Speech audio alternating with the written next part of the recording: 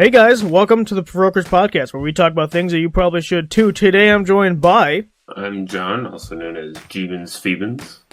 And I am your lovely and extremely handsome host, Ethan, otherwise known as FlabsXE Gaming. Now, if the sound sounds a little bit different, if the sound is sounding, that is because I have a new microphone.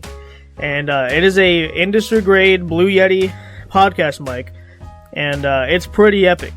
I'm in a completely different setup than I was before, so I apologize if there's any miscalculations or anything. I mean, I know my mic is binaural, so I'm going to try not to move my head too much, because then you guys will get this sweet ASMR goodness. I just did it to you there. John doesn't know anything. He won't hear it because it's on Discord. But you guys will absolutely hear it. So I got a new microphone, and it's pretty great. I'm super happy with it, because the microphone I had was okay, but, there was white noise that would always constantly come in through it, and so when I would do these episodes, I'd always have to, filter out the white noise somehow, and even still, I got, 90% of it, but there's always that 10% that you could hear if you had headphones on, so, But, I have a hair in my mouth, and I need to get it out, so John, you talk. Well, he got a new mic. I got a new chair.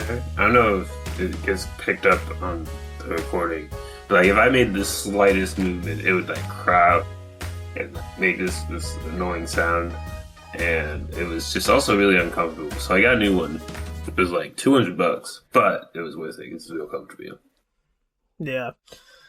I got a new chair as well. I forgot to mention that almost.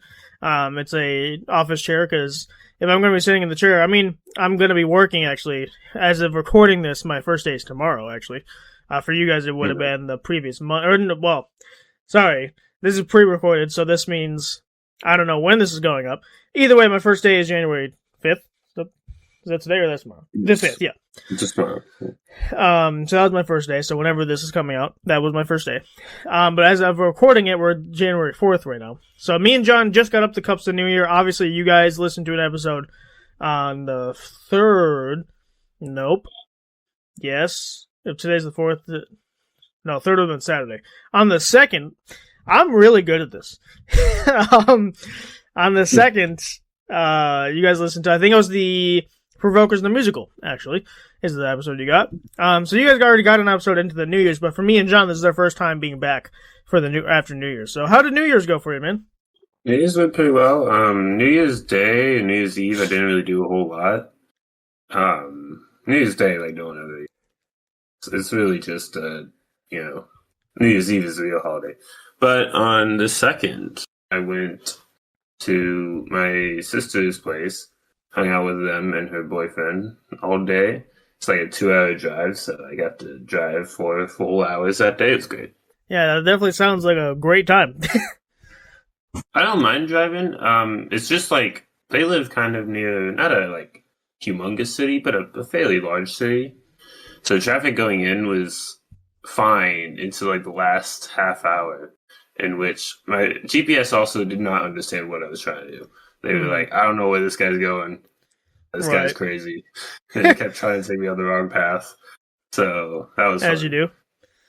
But it wasn't too bad. My dad was like, oh, you should leave 4 hours before you have to be there. I'm like, but that's just insane. It doesn't take that long. It's only a 2-hour drive. Well, I guess, you do gotta account for traffic, but I feel like traffic shouldn't be 2 hours. If the traffic's 2 hours, the world's ending at that point. Either that or you're in LA. Yeah. But it was really not as bad as my dad made it out to be. It was maybe 15 minutes of traffic. Because I checked my GPS the day before, random time during the night, so when traffic probably was quite low. And it said 2 hours and 8 minutes. And then when I was going to leave, it said 2 hours and 15 minutes. And even then, I got there before the ETA even said, so. Yeah, so this is also technically our first time back after Christmas. So, John, we don't want to bore everyone with everything we got. But what was your top 2 things? We usually do 3, but to keep the viewers on their toes, we're going to do the top 2 things. Right. Top 2 gifts, I will say, is I got a Stardew Valley cookbook. where it Interesting. has recipes based off of the video game Stardew Valley and the food that's in it. And I actually tried out one of the recipes already. It was pretty decent. Um, and then I'm gonna try out another one probably tomorrow because I'm kind of busy today. Yeah. And then my other top gift was I got this new bag that I was wanting. There was a bag that was similar to it that I had as a kid that I really liked, but it just disappeared one day. It poofed, gone. No one knows where it went. So I got basically a replacement for that one. So nice. Interesting. Yeah, I mean, for me, my top two gifts. I know, so obviously the microphone. I mean, I kind of already mentioned it, but it's definitely like that's number one because it's going to help a lot with the podcast. I mainly got it with the thought of the podcast in mind. I could use it for recording if I'm recording on anything but my computer because right now I would need my mic would have to be off to the side, and I guess I can make it work, but I might test it out with something, but I mainly got it for the podcast in mind because obviously the podcast is becoming pretty big at this point, and I want to make sure that I have the best equipment available to me. Now, obviously, this is not like a $10,000 microphone because who needs that garbage? You just need a good quality one, which is what I have here, and then you guys can hear my deep, sultry voice. You're being seduced as we speak. No, I'm just kidding. And we wonder why like our female viewership is low. But yes, actually, I don't know. That's actually the one statistic I don't have. I like RSS tells me like what device you guys are listening on. It tells me what platform you're using, like Spotify, music, Amazon, whatever. It tells me what country you're listening in, and like that, all that stuff. I get all that stuff, but the one thing I don't get is gender, which is funny enough. Because I think that's just the one thing the services don't ask for. So I don't know if our female, maybe it'd be hilarious to me if our female viewership was higher than our male viewership. I don't think it is. I'm just going off of basic ideas here, but you never know. I know we've gotten some emails from females before, so there's clearly some people out there. But besides the mic, I don't know. I got what would be number two? Number two is difficult. Because I got a lot of stuff. Number two, you know what? Number two would probably be I got basically $100 in Steam gift cards. Now, obviously, I know I know gift cards isn't like the flashiest gift, but Steam gift cards was very helpful because there's a lot of games that I needed to get. I bought the FNAF games again. I already have FNAF 1 actually because all the way back on my channel, we did a 420 mode video where I beat it like a G. But I've owned FNAF, like I've owned every FNAF game that's ever existed, but I didn't have FNAF 2 to 4 on my PC yet. And so I got them. Those never go on sale. I've always been waiting for them to go on sale, but even during the winter sale, they never went on sale. I don't know if Scott's still in control of that portion of it, but if he is, he just hates making them go on sale. Because they never are. So I just came and got them. I'm like, I'm getting it for free anyway. If I really think about it, I also actually got Stardew Valley because it wasn't on a big sale. It was like 20%. But I'm like, you know what? It's time I get this game. I heard everyone says it's great, and I just need to get it. So I did. I got that game. I got a lot of games I'm ready to play on the channel. A lot of single player games. I got a few multiplayer games, and I bought John a couple as well. Just to kick off the new year with some new games in our library so we can play them. And then what else did I get? Obviously, I got a lot of value out of it because a lot of the games I got were indie games, and indie games like there's a couple games that were like $3, and they were like the market price was like 20 or something. They were on like a 75 or more sale, so I'm like, heck yeah, give me that right now. So yeah, I got those. But yeah, the overall Steam gift cards was probably my number two. Just because, obviously, I'm a gamer. I love me games. So. Really? I didn't know that.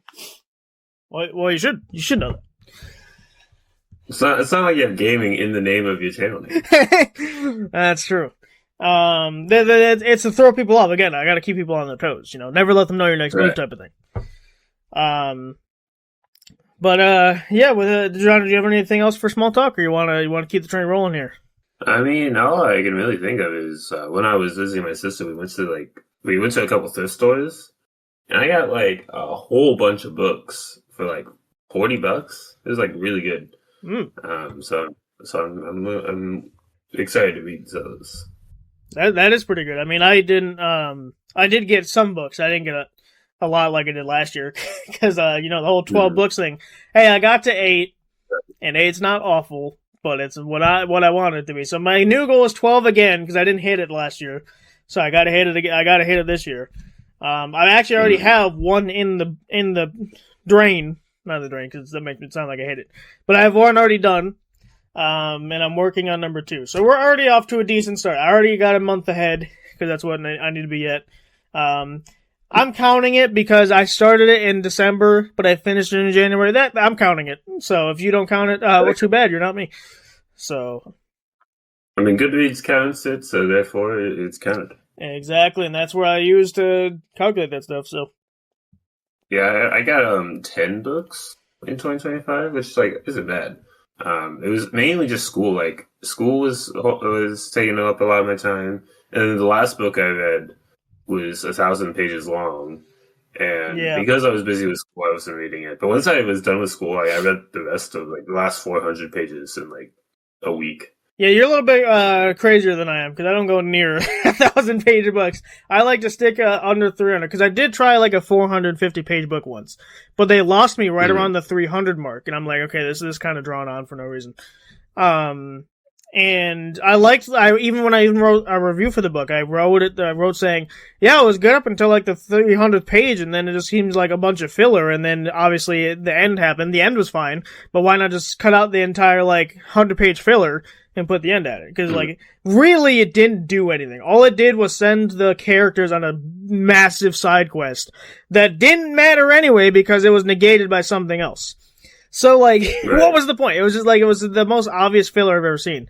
Now, that's obviously not the best book to use an example of, but even when I was reading it, I'm like, yeah, just the way I read books, I can't go beyond, like, 350. Otherwise, I start to lose interest. So, I stick around to, like, 150 to 350. That's kind of my perfect, beautiful range, you know? Right. But, yeah, that's all we got. We can move on into headlines. And I think I pulled one all the way back in... Did I? Yes, I did. So I pulled one all the way back in December, like back before even Christmas happened. So the Five Nights at Freddy's 2 movie is called the worst horror film of the year by critics. I need to preface that it's by the critics. And when I read this, I'm like, honestly, it makes a lot of sense. I'm not surprised by these things anymore. Critics just hate anything. But this movie specifically, and I think I told this to John actually when we did the S&P together, FNAF 2 was not a movie for the critics. It wasn't even a movie for the average people. The movie was specifically tailored for the fans. That is all it was for. It was not for the critics. It wasn't even for the Joe Schmo in the back that doesn't know what a FNAF is. It's literally just for the fans. So if you've never interacted with FNAF, yeah, I'm sure you thought it was a weird and stupid movie. Like, you're like, why is this so popular with people? But it's because it's not meant for you. It's meant for the fans. My cat is currently trying to attack me. So, she's not. She's trying to snuggle, but she cannot. I'm sorry. You can't come up here. My mic is up here. Unless you have a microphone built in you, which that'd be weird. Hey, speaking of animatronics. Ethan's cat is the animatronic. Maybe I'm the animatronic. Maybe we're all just animatronics, Sean. You ever think about that? Good question. I mean, yeah, that makes sense. I didn't say it was a question. It's a good point about it. But yeah, so that's when I saw that, I'm like, yeah, that makes a lot of sense. I'm not really surprised. I think they gave it like an 11 or something, which isn't as bad as they've rated something. But the critics, the audience score is still like an 89 something. So, right. But again, that's because it's not for the critics; it's for the fans of the franchise. So, it's really just simple as that. I mean, whenever I don't even watch movies that often, but whenever I do, I'm always like, yeah, I'm gonna listen to the audience scores, but even then, sometimes I don't. I'm just gonna give it a shot. If it sucks, it sucks. If it doesn't, it doesn't, you know? But I definitely trust the audience score more than the critic score. So. Yeah, I've seen the movie now twice, because I watched it once in theaters, and then my sister wanted to watch it, and so I watched it with her. And A lot of times when the score is really low, but the audience score is really high, I can understand why. Like, I can see, like, okay, if you're looking at it from a technical, like, filmmaker's perspective, I can see what issues they have with this movie. But for FNAF 2, it's like, what are you talking about? Like, this movie's fine. Things have payoffs. Like, the story is coherent, which is impressive for FNAF. You know? Yeah. Like, it makes sense. Like, almost everything has a payoff. Like, I don't get what their issue was. It's not the most scary movie ever, but, you know, it's FNAF. They tried for sure, and I can't honestly speak on that because as someone that's played the games, played every horror game out there, not really, but every good horror game out there, I'll say. Sorry, people that like Resident Evil. But like I've been so jaded as jump scares that I saw most of them coming. It's not even specifically a horror movie problem because one of the jump scares, like they cut the music way before the jump scare actually happened. And that's perfect for filmmaking because they say that once the music cuts off, it's like, oh, here it comes any second now. But I think they made us wait like 3 minutes before the actual jump scare happened.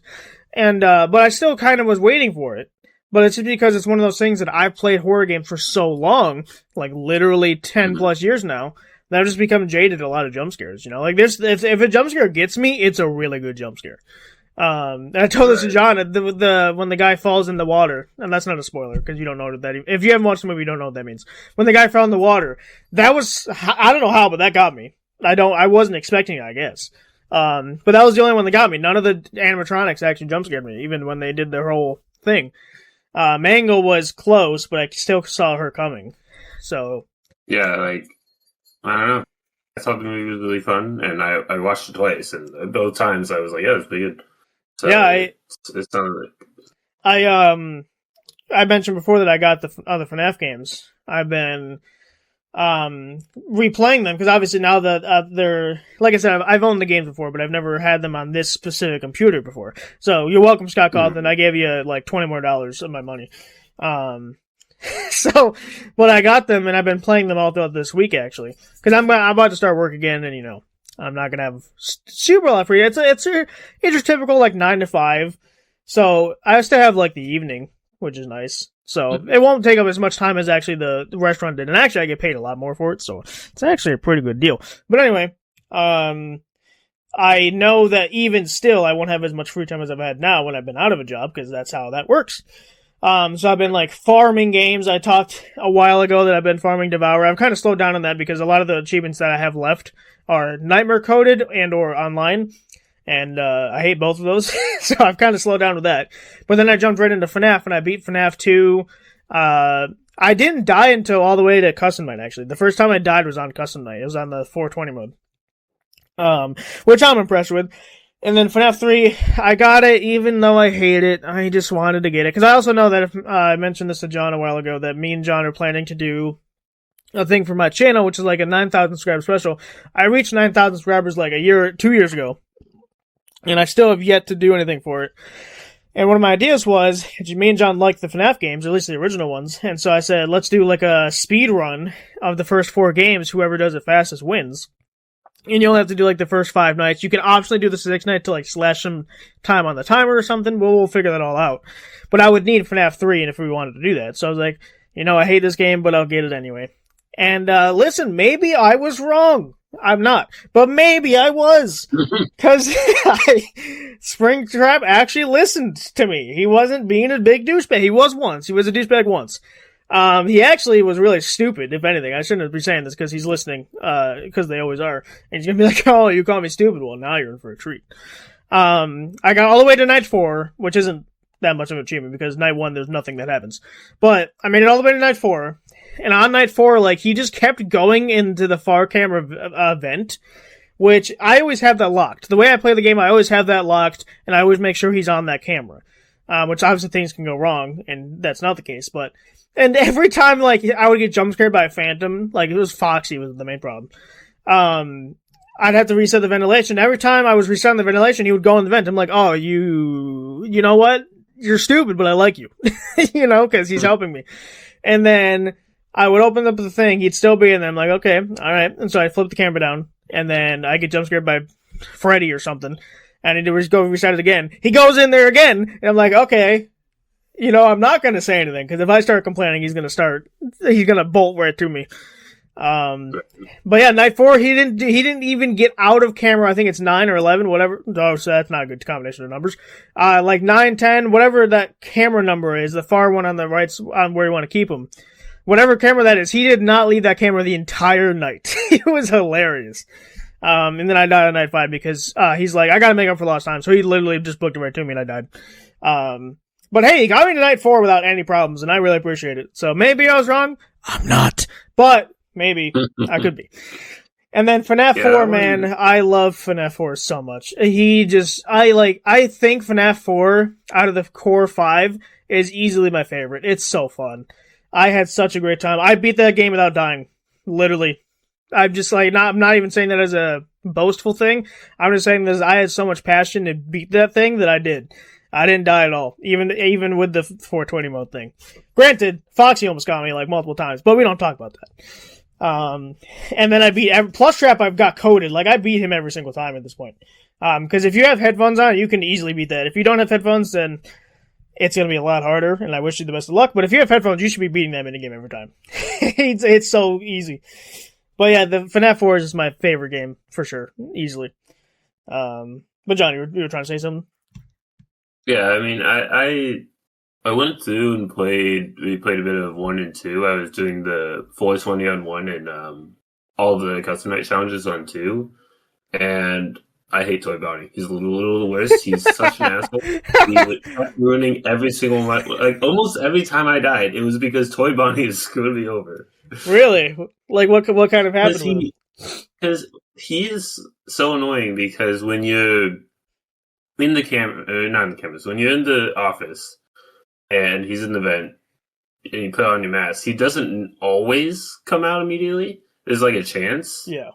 For him to come, so like sometimes he'll just be like, "Nah, I'm just gonna chill here at the vet," and then ruin your music box, and then like also if you try to ignore me, I'm gonna kill you. So like, I screwed either way. You either die of the puppy, you die of me. Right.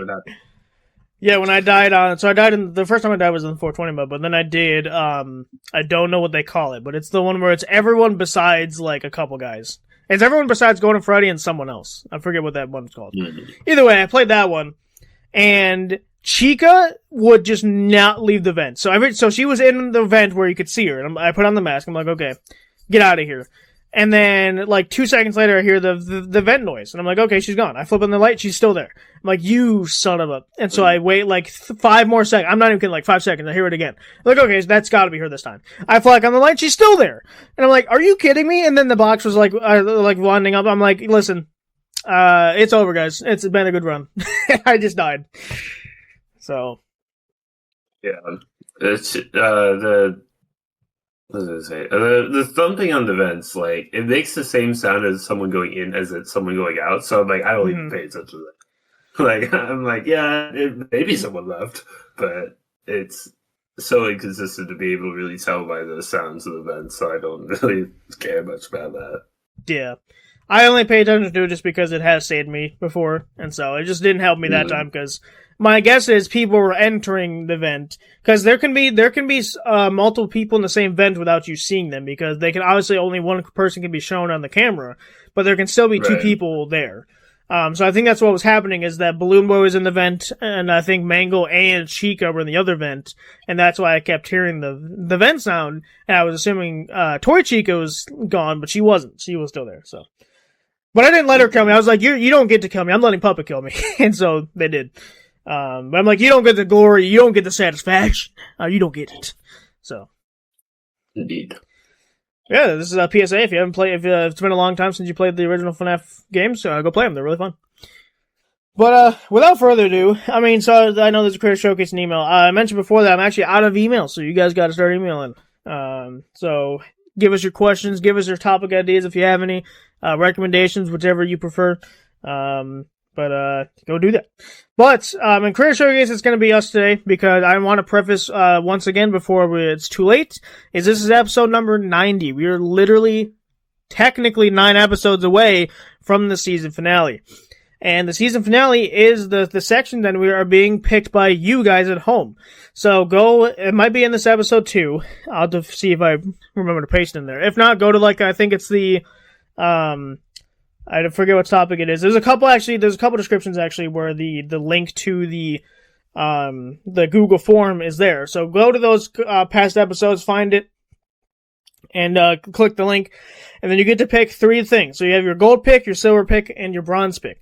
Your gold pick, whatever that is awarded 3 points, silver 2, bronze 1, and then whichever 3 topics have the highest point values will be the 3 topics that we do in the season finale. Now, I think 20 of you guys have already submitted your forms, but if you guys, if you haven't yet, go to those episodes. Like I said, you just kind of have to comb through the descriptions and you'll see it. Like I said, I think it was it's obviously before the musical and everything before that. But I want to say it's around Painter's Paradise, I want to say. It's around there somewhere. I don't think Painter's Paradise has it. But it's around that area. So just go come through the descriptions, you'll find it. So if you haven't done it yet, your last time to do it will be when the 98th episode drops. That Friday will be the last day you're able to do it. So make sure you get those in. I'll give you a couple more reminders as we're approaching the deadline, but just want to let you guys know just in case you haven't filled that out yet and you want to. So, but with that being said, as I just said, actually, we are on episode 90, which means it's time for the final serious topic episode of season 2. Because the finale, it's serious in a sense, I guess, but it's not a serious topic. And, I'm not trying to just say this, but this might be one of the more somber and one of the more serious topics we've ever done. So we're going to take a ride today, and it's going to be interesting. So we're going to see what happens. So we're going to start with this. I want everyone, including John, to close your eyes right now. I don't care if you're eating right now, put it down. Your casserole can wait. All right? Close your eyes. I want everyone to close their eyes right now. If you're driving, don't. If you're driving, then pull over. If you're driving, either pull over or pause this episode and come back to it later. But everyone close your eyes. I want you to paint a scene in your mind. You're sitting by the lake on a nice, peaceful summer evening. Birds are chirping in the trees. Fish and other creatures are swimming in the crystal clear waters beneath you. You begin to hear footsteps on the wooden pier, approaching you. You open your eyes, and you see Jesus taking a seat next to you. Now, you guys can I'm using Jesus, you guys can use someone else if you choose to, but I'm using him for the sake of this. He looks at you and smiles and then says, "You ready to go?" Now, everyone keep your eyes closed. Think about what your response would be. What would you say to him? What would you be feeling? Maybe you'd be fearful, scared that your journey is over. Maybe you'd be sad. Sad for the ones closest to you that wouldn't know you're leaving. Sad that you couldn't say goodbye. Maybe you'd be joyful, happy that this chapter of life is over. Glad that you can finally see certain family members again. And if you're religious, maybe you're glad that you'd be going home. Really lean into what you'd be feeling. Before you answer him, think about what moments you would look back on. So now everyone can open your eyes again, now that you painted that scene. I wanted to paint the scene specifically so that you guys would have an emotional connection to what we're talking about today. Now again, I'm using Jesus for the sake of this argument. You guys can use the Grim Reaper or whoever you think death would be in this scenario. I'm going to personally be using Jesus for this, so that's why I'm talking about it. But again, if you have your own thing, that's fine. But John, obviously you're the only one I can physically interact with. But you guys can keep your answers, say your answers out loud if you want to, or have a friend if you're in the room with, talk with them about it, whatever you choose to do. But John, since you're the only one I can physically interact with, and this question's going out to everyone. What specific moments, before you even think about answering his question, what specific moments are you looking back on in your life? Well, I would probably be thinking about, time spent with friends and family. Maybe my high school graduation, well, I didn't go to graduation because I was screw this nonsense. But yeah, big achievements in like that, and it's all the good times. You have any specific moments? Specific this particular time I was hanging out with my brother. Just in general, hanging out with family members. and whatnot. Yeah, I was just curious if you had anything like, because like based on the scenario, right?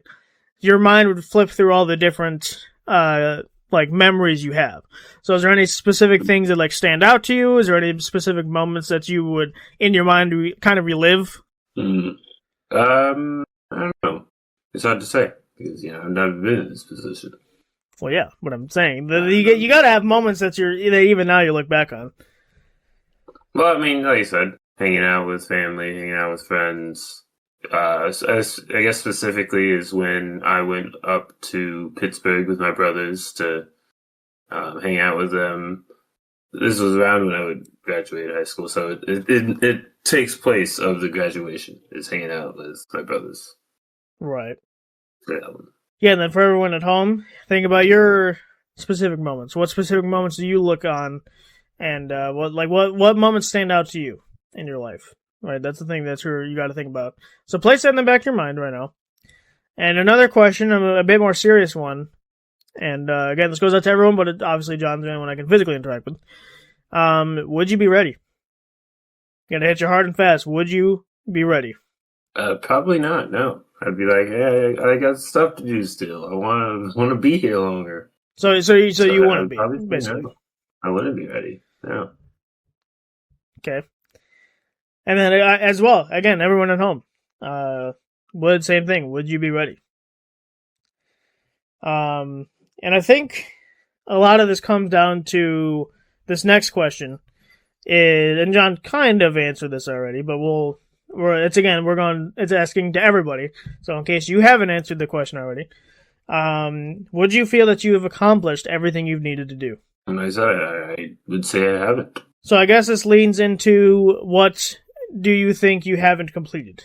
Well, I mean, if I'm thinking, about why I'm going to school, I'm going to school because I want to be a psychologist, right? So I would want to be doing that to make a difference, and if I wouldn't have done that yet. So I wouldn't have felt like I would have done my goal of making a difference yet. Yeah, fair enough. Is there anything else you feel like you haven't completed? I mean, getting married, probably one of them. It's fair. Those are the two big ones, really. Those are the sticking points I've got. Yeah, and I think this question really boils down to who you ask. Because John right now, you're 22? Yes. So John's, I mean, both of us are very young. I don't know why I was going to say John's. I'm actually 80 years old. You guys I'm just so amazing at life that I've just managed to look this beautiful this whole time. But no, we're both very young, obviously. So this asking someone that's 22 and asking someone that's 80, you're going to get very different responses. Very different responses. I think not only would their moments they would look back on be different, obviously because of separate memories, they'd have different things they feel like they haven't completed, and then most importantly of all is I think the main question, would you be ready? I think there'd be different answers for sure, and there might even still be now. But I think the main point I'm trying to come across is that it depends on who you ask, because the more age the person has, the more likely they are to say yes. And I think that kind of goes back to my next question. And again, John, you sort of already answered this, but again, for the people that haven't answered this question, I was going to reiterate it. Do you feel that currently your life is being fulfilled? Yeah, it's a tricky question. Because, I would say I'm on the process of that, Like, I'm not just sitting around being like, I'm just going to sit here doing nothing. Like, that would not be fulfilling at all. But it's not like if it's an experience bar, right? It's from 0 is not fulfilled at all, and then 100 is you're fully fulfilled. I'm maybe at 25%, somewhere in there. I see. So you're partially fulfilled, and that kind of leads into why you said you would not be ready, because you feel like you haven't completed everything that you've needed to do. Okay. And I wonder, and I'm curious to get your response. How many people do you think feel the exact same way? with the final question, not with everything else, because obviously everyone has different memories, everyone has different moments. I'm not worried about those. I'm more worried about how many people do you think agree that they don't feel fulfilled just yet? Mm-hmm. I'm sure there's quite a lot of people, even like people who are young like us, who just haven't lived long enough to do those things and haven't had the opportunities and whatnot. But then you might even get some older people who are like, "Oh, I wish I had reconciled with Jeffrey. I really messed that up. I could have said something, did something different, and they never got around to it, something like that." Right. And Jeffrey, you know what you did. you're not this either. I see. Yeah, I think it's very interesting because I think that a lot of people, and you might think this is like kind of like a black and white situation, right? That that there's only two answers to this question, and I personally think that there's not two answers to this question. I think there's more than that, and we're gonna obviously go deeper into that the more we talk about this. But you have to really think about this, right? So we painted the scene in your head, which, again, the reason I did that was to give you a personal connection to what this topic was going to be. You're still sitting by the lake, right? Obviously, whoever's saying you ready to go, they know you won't have an answer immediately. So this kind of goes back to actually one of the questions I kind of skipped over, but I wanted to say for a little bit later is, John, obviously you're the only one I can interact with physically, but again, this goes out to everyone. What would you be feeling in this? As soon as they say it, what's your first immediate feelings that you would get? Probably a bit of anxiety, being like, "Oh man," because like I said, because it's gonna be like, "I'm not ready."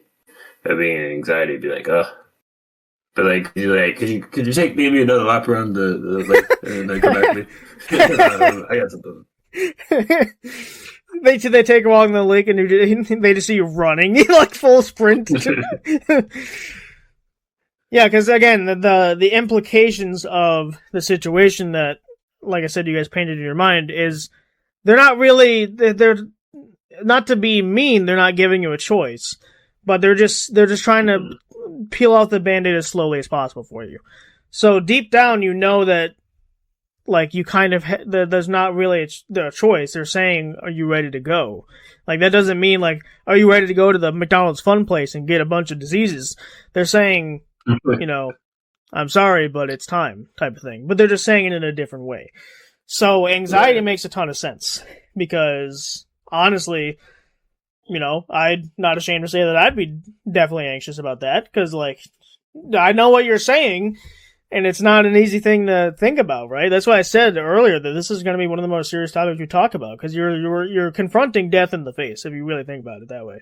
So anxious for sure, but what else would you be feeling? Maybe like not fully. Like it seems contradictory what I just said. Not fully. Like almost slightly relieved. Be like, well, at least I know it's over. Like it's not one of those things where I'm like, oh, I don't know when I'm gonna die. So I think it's like, oh yeah, it's done. We're here. Right. And even if I didn't do everything I wanted, at least I know, rather than being worried about what might be. That's fair. And that's kind of why I asked the question again, is because you wouldn't just be feeling one emotion. You'd be feeling, I almost would argue, you'd be feeling a flurry of many different ones. So I'm just trying to explore the what would be in that flurry, right? So you'd be anxious, you'd be a little bit relieved. What else do you think?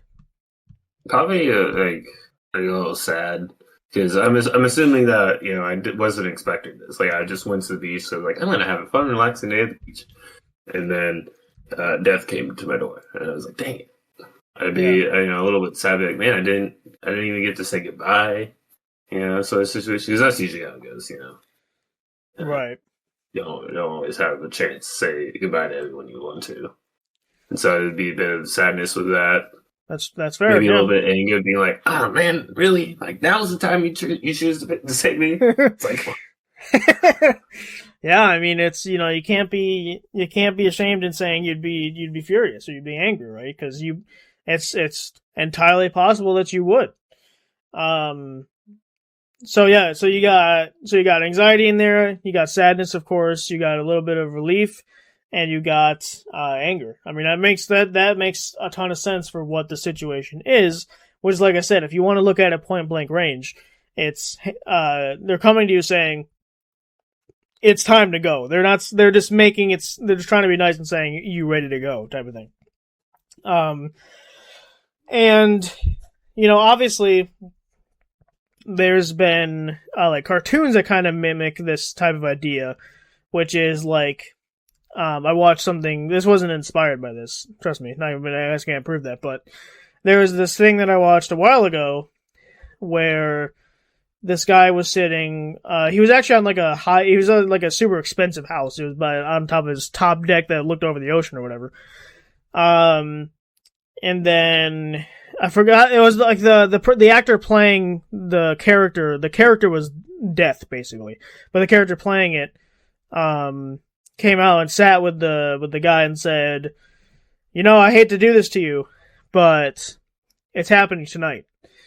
And the guy's like, wait, what are you talking about? Who are you? How'd you get in my house? Because obviously this guy didn't know who this good person was. And he's like, calm down. I forget exactly how he talks to him about it, but he point blank range says, I'm Death, and it's time. You're coming with me tonight. And so the whole show, I think it's a movie actually. The whole movie is about him kind of going through his last hours. It's really kind of tragic when you really think about it. But it's about him going through his last hours, and he calls over like every family member he's got, because he's a super rich guy, right? He doesn't have family nearby because he's kind of cut them all off because he was so rich, because that's how that happens. And so he's trying desperately to reach all of his family members. Some of them aren't picking up or whatever. And so that's kind of how the whole story goes. And that's why I asked about the emotions, is because in the scene, the actor, I forget who played him, they did a great job of showcasing the utter torment that the guy was thinking in his mind. Because, like John said, you'd probably be anxious, you'd be sad, you'd be angry, you might even feel a little bit of relief, but you'd be feeling it all at the same time. Because, like John said, you weren't expecting this to happen. You were just sitting on the lake looking at the nice sunset, right? And so I think that's what we're trying to lean into. So now that we got kind of the idea of like what you should be feeling, right? So obviously they're not looking for an answer immediately. They already know that. But what would be the first thing you say to them? Because obviously you don't have an answer yet, so it's not going to be a yes, I'm ready, no, I'm not ready type of thing. It'd be like, what would you say to them after the fact, after they just said you're ready to go? Now, again, they're not looking for a yes or no answer yet. They know you're not going to have one. So, more specifically, what would you say to them? And obviously this goes to John, too. That's a good question. Me, it'd be probably some joke, be like, nah, I think you got the wrong guy, buddy. I think he's on the other peer over there. But I'd probably be like, man, I guess, this is that meme with the dog. He's like, was I a good boy? And he's like, no, I just told you the best. So be like, was I a good lad? Yeah, I mean, that's fair. Yeah, I think that's another thing that everyone at home needs to think about is what would you say? Because obviously you'd be feeling your mix of emotions, and obviously your mix of emotions might be different than John's, for sure. I'm almost willing to bet money on that. But you'd still be feeling a mix of emotions. So, like, what would you say to them? What would you, because John's saying he'd probably, make a lighthearted joke or maybe ask about how he did and like that kind of thing, depending on who he's talking to, right? But when it comes down to it, you have to, it's like, again, it's the idea of that you're confronting death in the face. You're saying, or like they're saying to you, you ready to go. You're realizing that that's them trying to say, hey, you're done here. You got to come with me. And that's hard probably to grapple for a lot of different people. I would say I'd be willing to put money on that 50% of people listening to this episode right now don't know what they would say. They don't know. They wouldn't probably talk to them that much unless, like, again, it depends on who you're talking to. But you definitely wouldn't have an answer, and you wouldn't really talk to them too much because you'd just be wrapping your head around the whole thing. And that's, again, really crucial to think about, because when you're confronting death in the face, you gotta think clearly, right? Because if they're saying you gotta go, you only have, I mean, they don't give you a time limit, right? But they're basically saying you gotta come with me.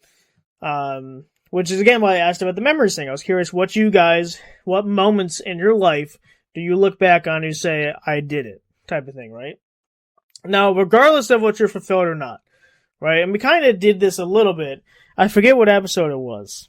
We're going to kind of lean into it again. I think the third guy was there for that one too. So we're going to lean into this a bit more with this episode, is specifically in your life, no matter what age you are right now. Obviously, you should be hopefully 13 plus listening to our podcast, because we don't swear too much. I mean, the person that swore all the time is gone now.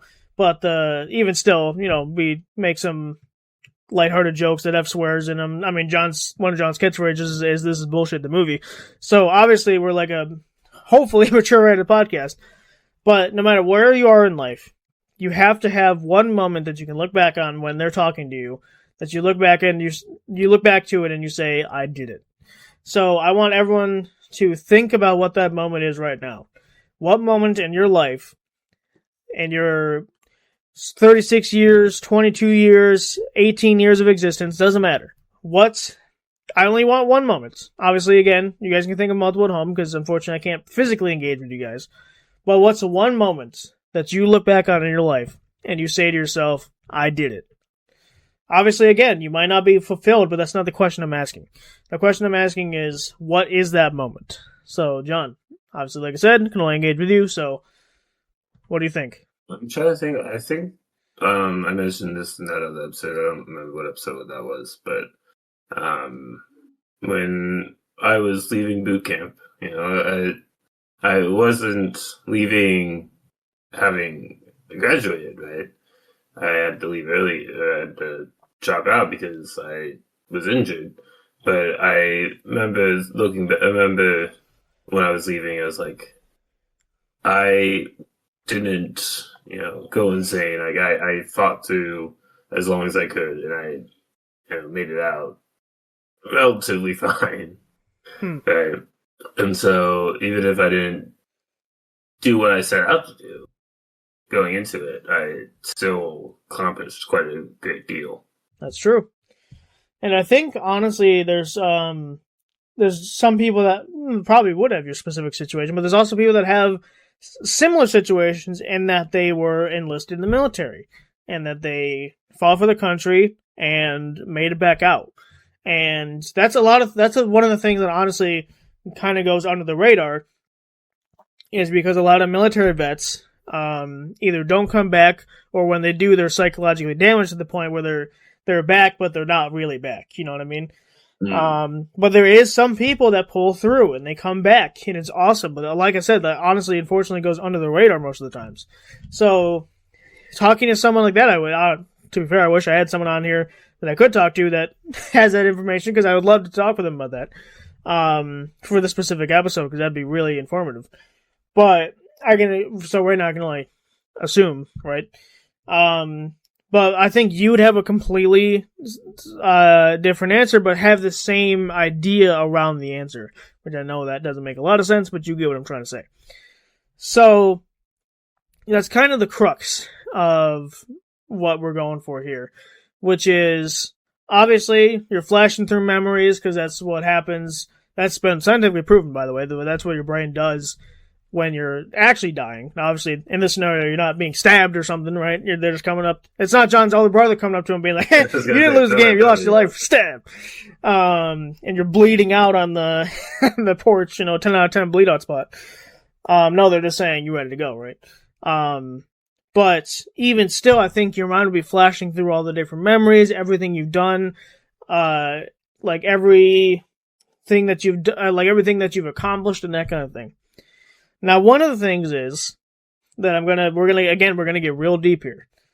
Is, do you think that in this scenario or a scenario similar, would you think of all the failures? I imagine I probably would, at least to an extent, right? Right. If you're viewing through all your past memories and you're like, man, there's a great deal that I accomplished, but also a great deal that I failed at because that's human. Everyone fails at something. If you haven't, just haven't lived long enough. If you're under the age of 3, please leave now. Yes. I don't care if your parents gave you permission. You're not allowed to be here. Wait till you turn 13 or something. Yeah, I think that's fair. Yeah, I mean, it all boils down to what you think you would be thinking of in that scenario. And I think, moreover, do you think that your failures would outweigh your accomplishments? I think that's the next thing I want to get into. I would say no, specifically because there's a quote from the Jedi Fallen Order game that I really like that is very true to real life. It's in a moment where like the main character, he's completely like messed something up, and he gets like one of his mentor is like, failures in the end, it's a vital part of the path, and so when you fail, and keep going, that's what it says more about who you are if you're able to fail and keep trying than it is to fail and be like, oh well, I failed, I guess I'll go home now, I guess I'll die. Right. So I'd be like, even though I did fail at times, I still succeeded in several other times, and that failure taught me something. That's certainly fair. Okay, so I want everyone to close their eyes again. Do it, Jimmy. Do it. Do it now. Again, you're being seduced. Do it. Anyway, so everyone close your eyes again. So they're still sitting next to you. They're still on the side, right? Your eyes are closed in this scenario too. Double eyes closed. And like I said, you're flashing through the memories, and then all of a sudden the birds stop. The bird noises stop. The fish that are in the water stop. The clouds that are breezing through the sky also come to a stop. And you open your eyes, you realize that, everything your ears were hearing was correct, everything stopped. The wind, the birds, nature itself has come to a halt. And like I said, I'm using Jesus in this stance, but you guys can use something else. He looks at you and says, so, what's your answer? So, again, keep your eyes closed, everyone. I want to make sure this moment is resonating with everyone that's listening to this, including John. So keep your eyes closed, and I want you guys to tell me through the screen. I can't unfortunately hear it, but tell me through the screen, John. You tell me normally. What is your answer? Now now that they're asking for an answer, it is black and white. Yes, are you ready to go, or do you think you would say no? I'm not ready to go. I'd probably be like, well, I don't have a choice in the matter, so yes, I've done all I can. And that's probably what I'd be saying. Like, yeah, done all I can. So your answer would be yes. Interesting. So everyone can open their eyes once they've answered the question, and I'm curious to know if you are just like John, and your answer has changed over the course of this episode. Because John, and maybe many of you, were ready to say no immediately. No, I'm not ready to go. Absolutely not. Haven't done enough here. That type of thing. And then towards the end, you've changed your mind. And I'm curious what your thought process is there. Why did you switch from no to yes? Even though you were fighting on the side of, I'm not done here, I still have more to accomplish, I still have more people to help, and like whatever you might have said, because again, I unfortunately can't hear all of you. But for John specifically, what made you change your no to a yes? A big part of it is, if I say no, like, tough deal. It's time to go anyway.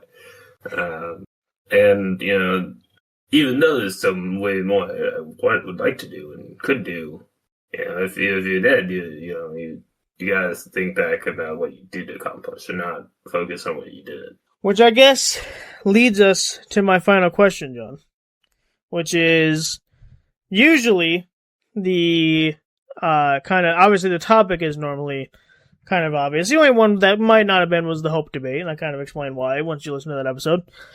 But John, what do you think was the purpose of this kind of, it wasn't an experiment. What do you think was the purpose of this topic? I think that's the best way to word it.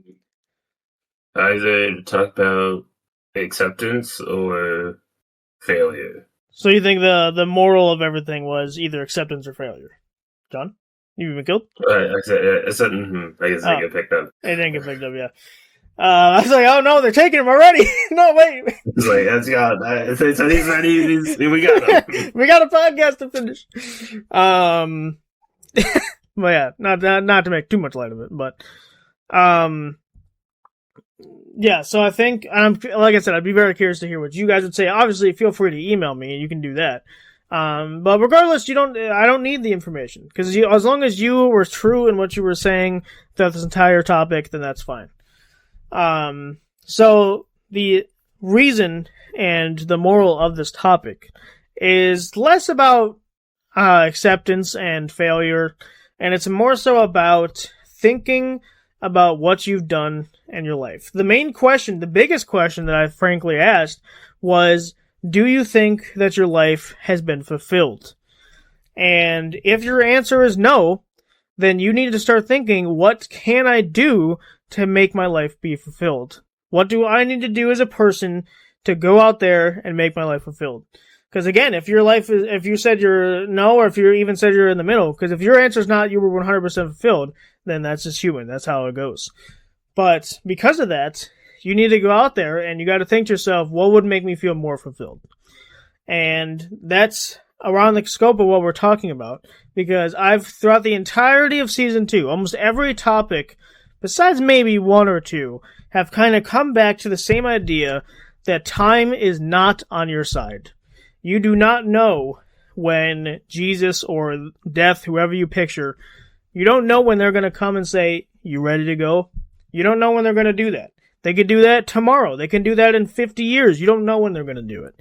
And so it's better not to worry about what you haven't done and more so worry about what you can currently do. And that's why I made sure to paint the scene specifically in your head. Because if I just did this topic without doing that, I don't feel like you'd have a personal connection to it. And that's kind of where I wanted to go with this. Because if I made you have a personal connection to it, your answers would be more genuine. And I hope they have been. I hope that all of you at home have answered them, whether it be to yourself, to your buddies in the room, to your family that's listening right now, to the 0.2% that are listening on their Wii right now, whatever, whoever you're saying it to, it doesn't matter. As long as your truth was accurate. And as long as you were staying true to what you think you would do, say, and think in that situation. Now again, we don't know when that's going to happen. We will never know when it's going to happen. And it's pointless to think about when it's going to happen. So instead of focusing on what you haven't done, think about what you can do. And that's where I want to leave this episode for today. So now that that's all out in the water, John, do you have any closing statements for the audience? I mentioned, I haven't done this or done that, but one thing I was thinking about while we were talking about all this is, if you ever seen the movie It's a Wonderful Life, or it's something along those lines. Mm-hmm. Basically, the guy's like, he's poor, like he's done all he can to help other people, and he's like, he has no money left. His house is about to be taken away, and the people like around town come to help him out, and someone's like, I forget the name of the character, like to Billy, we'll say it's Billy, like to Billy, the richest man in town. And it's like, his riches is not necessarily monetarily, but he has his connections with his loved ones. Isn't that, though, the movie where... I thought that was the one where that's like a very sad movie, but he tries to harm himself because he's realized he's at his lowest of lows. And then, like, an angel comes to him and shows him what everyone else's life would be like if he wasn't there. And they get to see how everyone's life kind of is affected by it. And then it ultimately makes him not want to do it anymore. I thought that's what that movie was about. Yeah. Well, the what I'm talking about is after when he goes home to his wife and kids. Oh, I It's see. like, oh, everyone came to help out. It wasn't as bad as he thought it was. Right. Yeah, I mean that's I guess that's kind of like the gist of that movie too. But again, not inspired by that. I came up with it myself. But yeah. So you're saying, so what were you trying to say about The Wonderful Life? Though I guess I kind of missed that part myself. This is I was thinking about that, and it's like the whole point of the movie is that like maybe you don't have a big mansion, or maybe you don't have like a billion Xboxes, right? But if you got your friends and family and people who care about you, then you got quite a bit. That's true. And there's a quote out there that I'm not going to say correctly. It's basically saying that like wealth is not the same as money. If you have a lot of wealth, that means you are wealthy in terms of family, wealthy in terms of friends, wealthy in terms of the basic necessities that you have, wealthy in the beliefs that you have, whatever it may be, right? There's a difference between being wealthy and having a lot of money. That's kind of, again, that's not the quote, but there's a quote very similar to that. Right. And yeah, I think with my closing statement is that, like I said, as we were ending this, just go out and do something that would make you feel fulfilled. I think that's all we really can do at this point. You know, when we started this podcast, it's like this podcast has been very fulfilling, and that's why I said we're not stopping it anytime soon. It'll be a long time before we stop it, because the day I stop it is the day I stop feeling fulfilled. And I don't see that happening for a long, long time. So obviously we're not going to be like 80, you know, we having our canes, having our backs crack out in the middle of an episode. We're not doing that. But a little bit longer down the line, for sure.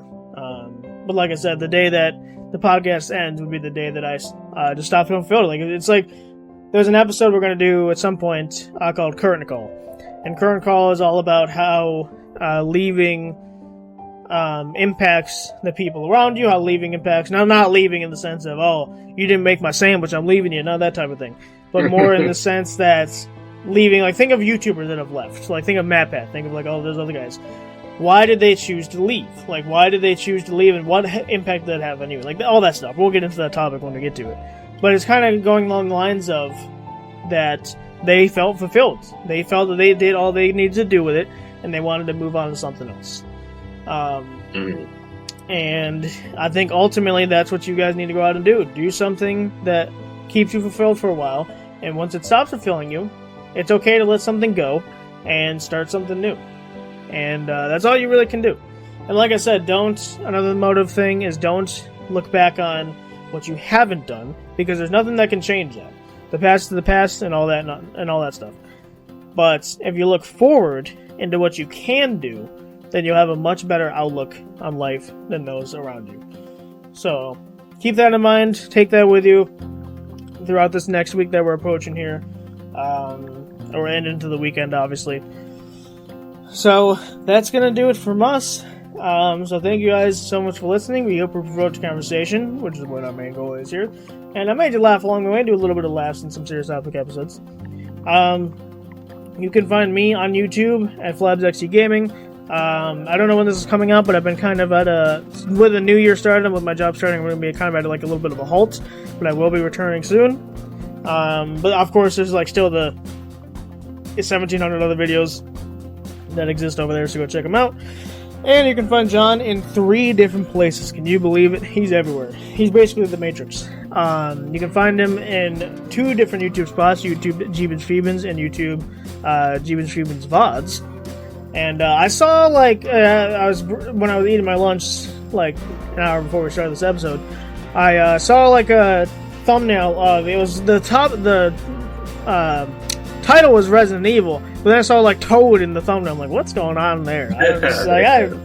I have many questions, but if you have many questions as well, head on over to Jeebins Phoebins VODs, and maybe they'll get answered. I can either confirm or deny if they will or not. But you can find him over there, and then you can find him over on Twitch when he's actually live at Jeebins Phoebins. And go check him out over there. And then Of course, check out the X and Instagram at ProvokersPod for X/Twitter, and then the Provokers Podcast Official, which is our like Instagram stuff. And then you can also find us on YouTube at the Provokers Podcast. That one's new. So I know if you missed it, that's fine. I forgot what episode I announced it in, but go check it out. It's currently Black Phantom, I think, was the project name. It's still technically underway. There's still a couple minuscule tweaks we need to do with it, but at the current stage, it's available to the public. So go check it out. I've kind of already explained what some episodes are missing. So yeah, keep that in mind. But yeah, go check us over there. And then, did you know we have music? Because we do. We have Next Up John and Next Up Ethan in the Meet the Provokers trilogy, which is almost a trilogy. But if you want to go listen to the songs, feel free. Pretty much on every music streaming platform besides YouTube. So go check it out. And then, obviously, we still have our Patreon. So we have all the extended cuts, all the different tiers and stuff. The tiers range from like $1 to $100, and if you would donate $100, we will marry you. We said that all the way back in season 1, but it's still true. It's still in the fine print. And then if you donate all that much, if you're crazy, if you're cracked, then you get to be on the podcast for an episode. It's pretty crazy. And only one person gets to have that at a single point in time. So, and then of course we got the extended cuts, which now that the new year started, me and John are going to be making some new ones. So there should be new ones rolling out sometime soon. So go check out those, but there's obviously still all the current ones there, and all that jazz. But I think it's going to do it. So thank you guys so much for listening, and we'll see you guys next time.